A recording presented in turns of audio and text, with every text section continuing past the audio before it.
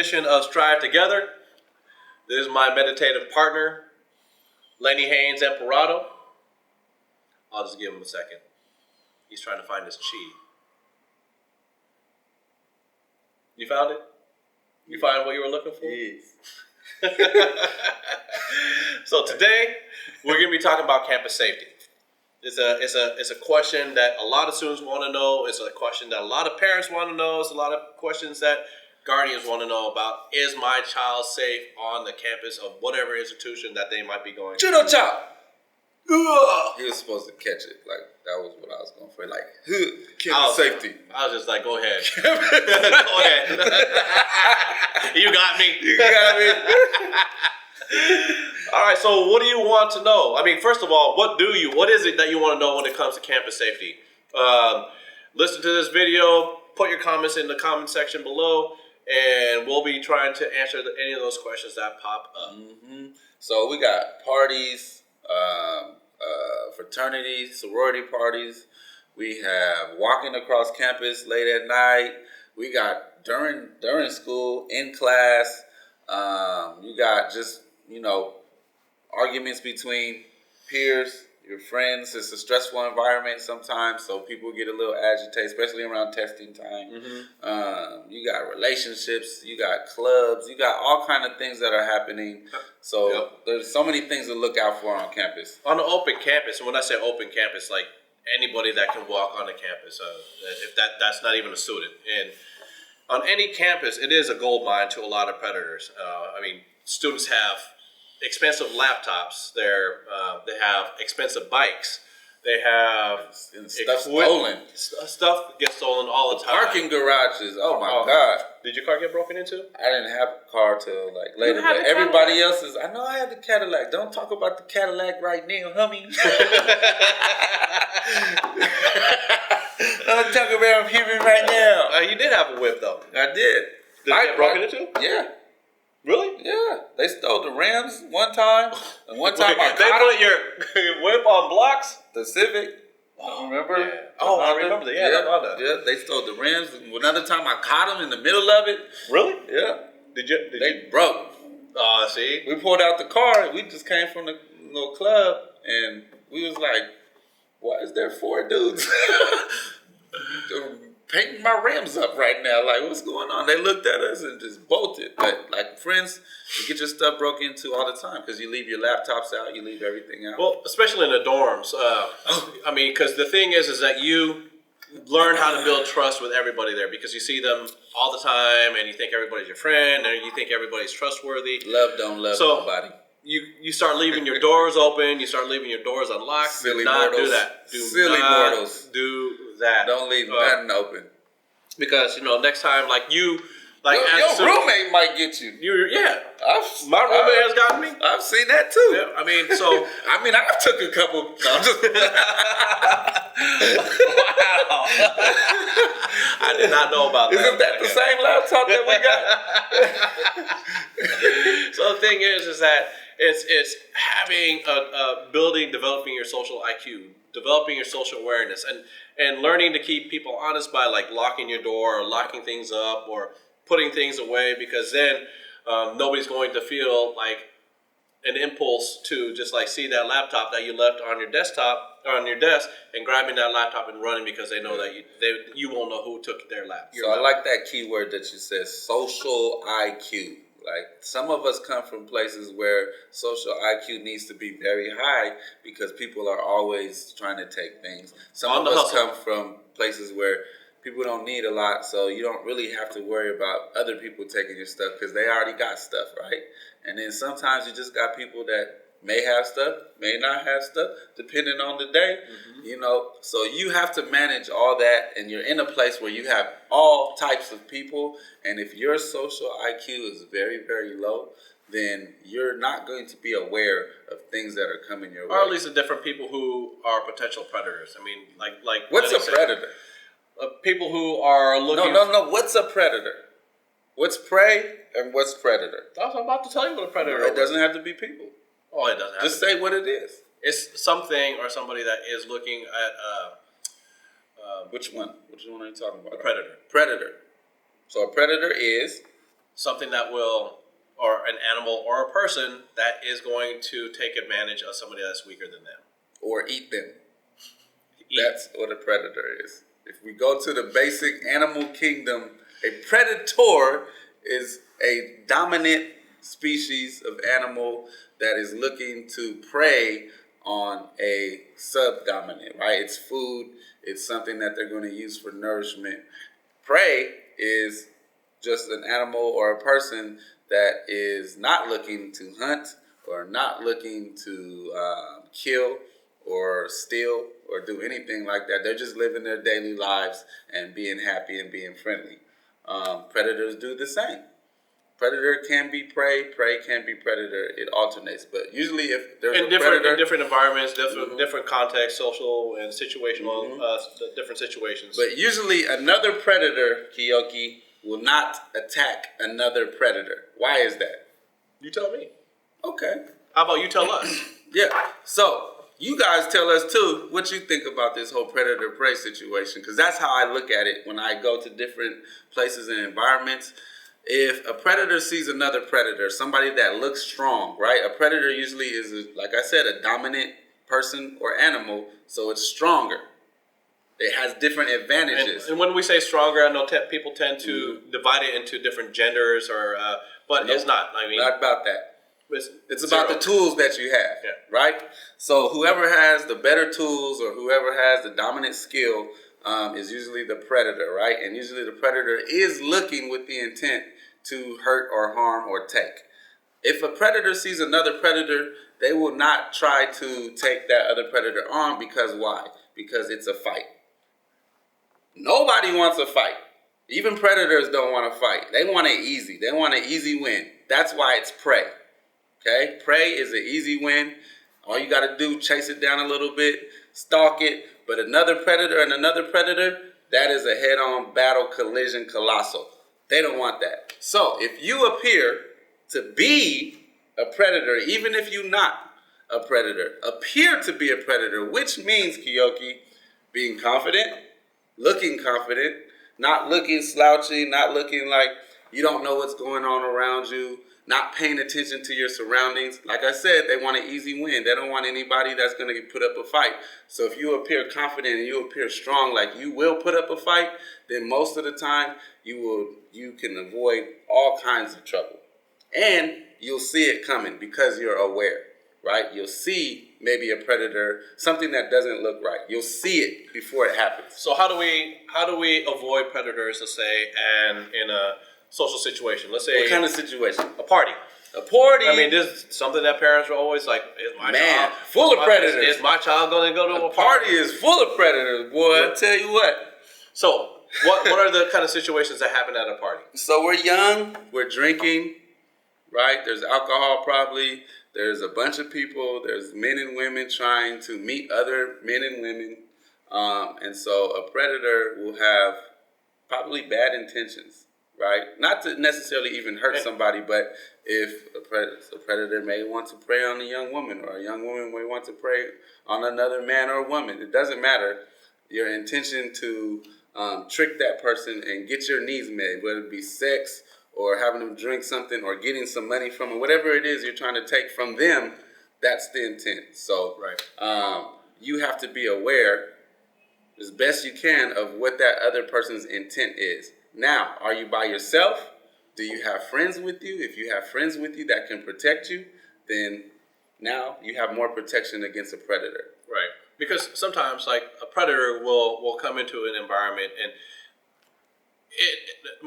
studies show that most of the predators that chooses a prey is already somebody that they know. It's someone that you know. It's someone that know you feel your like you can trust, and they know your weaknesses. So there are stories where people will just bring a drink and say, "Here, take this drink," and you just thinking that it's just a drink, and what could possible harm, or I don't want to make them feel bad, so I'm going to take this drink, and I'm going to drink from this drink, and then that's when you don't even know what's in that drink. You don't even know if it's really, like, you think it's just punch, and there's something more in it than just punch. And they know, predators know that the human psychology is to accept, because they don't want to make you feel bad. And so I've had people bring me back drinks, and I'll tell them no, straight up, it's cool. I don't need to drink it, and then or I will accept it, and I will just put it on the table next to me and just leave it there. My wife, she's taking drinks and giving them to me. So here's a drink, and I didn't even want to drink it, but it's the thing is that she understands like these things that can happen in these social situations, and it's a way of self-preservation and making sure that you are doing everything in your ability and making healthy choices, so that way you don't make a wrong choice and puts you in a bad situation. And maybe you don't even know these concepts yet, but this is why we're talking about it. Yep. So you can start to think about it, maybe start to ask questions and start to like put it in your daily use of, hey, I'm not going to just stand around and be on my phone looking down. I'm going to actually pay attention to what my surroundings are. I'm going to actually maybe try to park my car somewhere where there's a light or closer to other people or closer to wherever I'm going, so I don't have to walk so far, or my car's not in a dark space where it can easily get broken into. So you have to start having that social IQ and getting it higher to where now you're thinking about every interaction that you do. So does that mean, Lenny, if I get in a bad situation, or to prepare for being in a bad environment? Now I know we're talking about things that might scare people, and certainly there's a lot more good than that outweigh the bad, right? Yep. But we tend to really gravitate towards the bad because we're afraid of those bad things from happening to us or to our child. So we got to talk about it. Does that mean that I need to learn self-defense? You don't have to learn self-defense, but like martial arts or boxing, or I think it's jiu-jitsu. So being practitioners ourselves, I always think just having some type of fundamental understanding of how to protect yourself is always good. And self-defense is, everybody knows self-defense. Everybody knows self-defense. The martial arts and self-defense are two different things. Okay? Self-defense, if I throw something at your face, you put your hands up, that's self-defense. So it's a basic survival instinct. Basic survival instinct that everybody has. Now, when the time comes to use it, are you going to fight? Are you going to flight? Or are you going to freeze? The freezing is the most dangerous. Are you going to flight? The most dangerous is freezing, right? Yeah. Fight or flight. That is the freaking expression. So, I said it right. So, are you going to freeze? A lot of people. Or are you going to run? If you've never been in an accident, you're going to be kind of in shock when you get in an accident. But if you've been in a couple accidents, you're like, okay, whatever, let's do this, let's handle it. I already know the routine. If you've never been in a fight, you're going to be in shock when you get in a fight and you get socked in the mouth. You're going to see a lot of people like, oh, wow, I just got punched in the mouth, and they'll just stand there, right? Won't protect themselves, won't do anything. I've seen it so many times. I've seen a video, man. If you've never been in these situations, you can't react to it, and you don't know how you're going to react to it because you've never done it. So the best thing you can do is practice for it, all right? Using your basic instincts, using that knowledge, and working out, going to a boxing gym, going to get like some self-defense lessons from wherever is really, really good to do. Playing sports. If you play sports, you're used to that engagement of being active. So anything like that, if you've never done any of those things, then you should really go get out and just try it a couple times. At least you have a basic understanding. And people will I can't even talk. People will get caught up. Oh, you can talk. You just ain't talking saying nothing right now. and discussing about which martial art is better than the other. It don't matter. Okay. Learn something. And is boxing better than jiu-jitsu? Is jiu-jitsu really a true sport? Is karate? That's for martial arts. That's not for self-defense. There's so many different martial arts that are out there and that are available to learn. And I don't like getting caught up in the degrees of which art form is better than the other. It's like dieting, and there's so many different kind of nutrition things that you can do that are out there, diet plans that you can do. I don't get caught up in the different diet one. It's which is your best fit.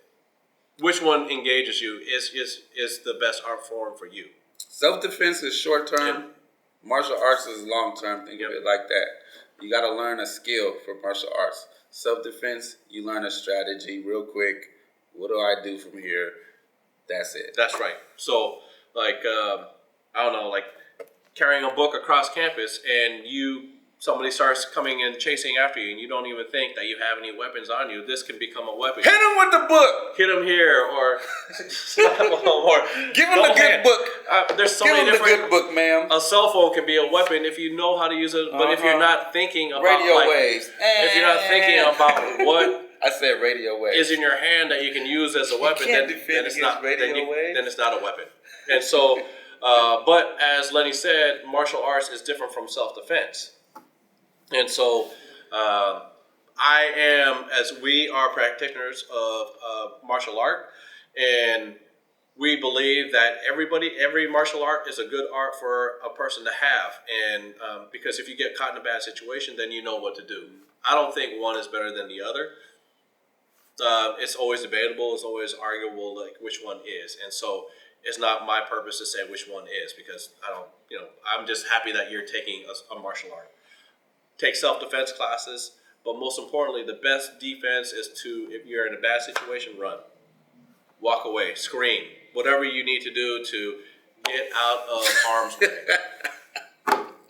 Is that wrong? No, that's cool. I'm just thinking of all the guys that are like, bruh, what? No. Yeah. See, no. now we're getting that. Now that's a conversation about toxic masculinity. No. But, I mean, which is a different conversation, and we'll be having toxic.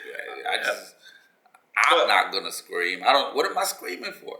I'm just whatever you need to do mentally. If you scream, guys, what would it be? Would it be like a ah, or would it be like a ah? I don't even know.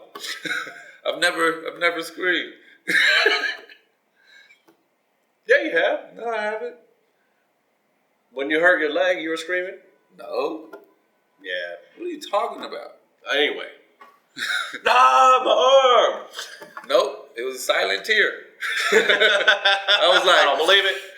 I don't believe it. Shoot, that hurts. Actually, I do believe it. Yeah. Anyway. No, not a screamer.